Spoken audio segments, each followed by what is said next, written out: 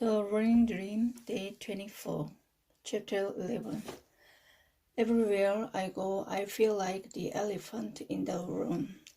A lot of people do say hi and welcome me back, but a lot more don't.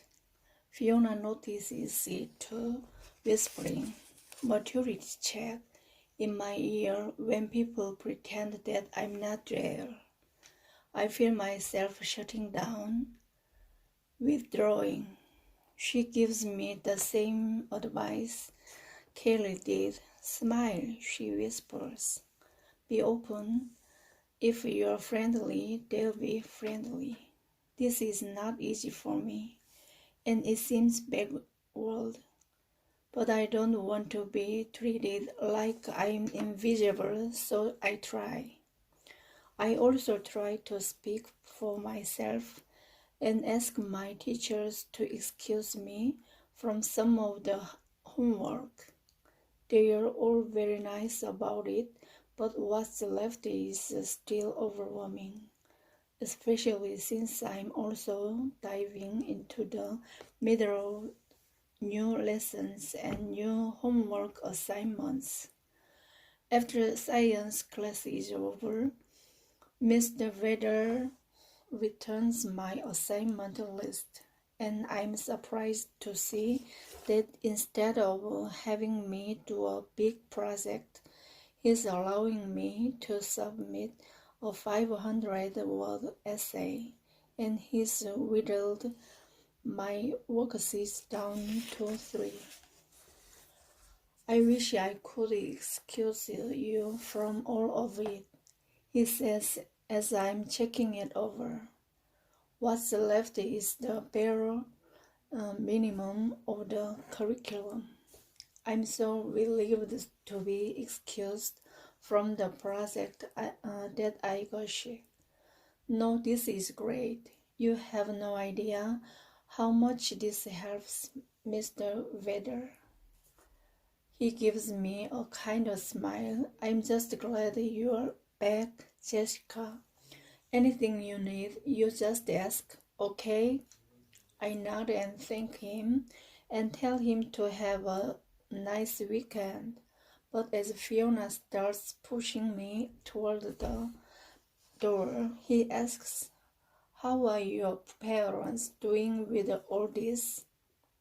The question's quiet, like he's not really sure he should be asking, but can't seem to help himself.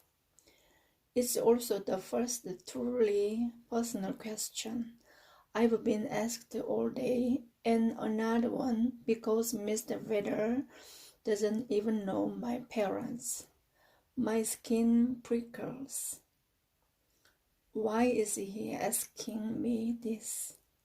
What business is it of his? But then my mind flashes to the pictures of his daughter, Hannah, on his desk, to his story about Hannah coaching Riddles in their driveway, flanking him on April Fools, crashing her bike and breaking her arm. Suddenly I get it. He doesn't know my parents, but he is a parent. So I tell him the truth. "It's hard," I say softly. "Ups and downs, just like me." He nods, then takes a deep breath and lets it out as he says, "I can't even imagine." On our way down Mr. Vedder's ramp, Fiona whispers, "That was awkward." "It was fine," I tell her. It's lunchtime and I'm famished, but Fiona's not heading toward the courtyard. She's steering me away from it. "Hey, where are we going?" I ask over my shoulder. "To lunch," she says with a mischievous grin. Lunch is located in Coach Kirio's portable classroom. Lunch consists of pizza, salad, cupcakes, sodas, cookies, and licorice. Lunch is uh, decorated with balloons and streamers and "Welcome back, Jessica" written all over the white borders.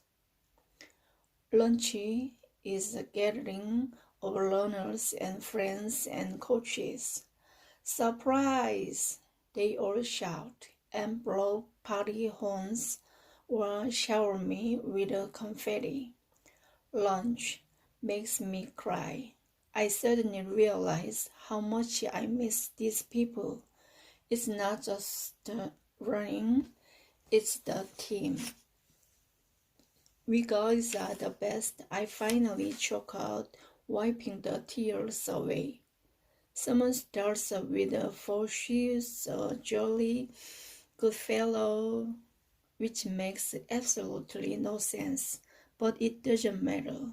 And then someone shouts, "Speechy, Speechy," like I've done something great instead of survive something awful. I shake my head and wave off that crazy idea and simply says, "Eat, eat."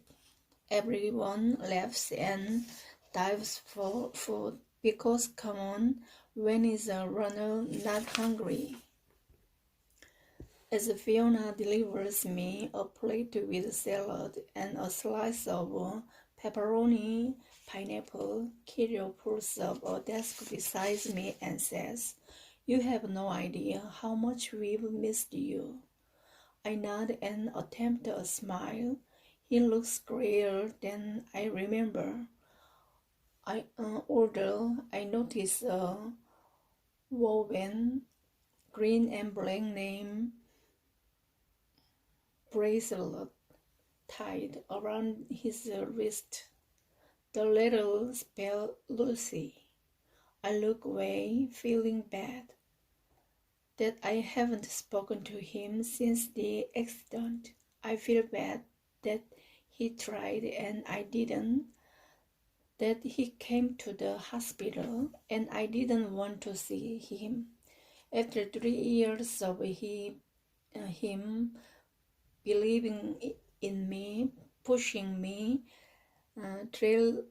trailering my workouts, I'd become the fastest 400-meter sprinter in the league, and I never even bothered to call him back. "I'd really like to talk to you sometime," he says. I nod. "Me too. I'm sorry that I've been so shut down." He shakes his head. "Who can blame you, Jess? Come on." I look at him and blurt out, "What's going on with you and my dad?" He seems to weigh things in his mind, then says, "There's a tangle of insurance issues, and things are not resolving as quickly as either of us would like. I'm afraid you're that things I could be doing more to pressure things along, but it really is out of my hands." "It's about insurance?" He nods.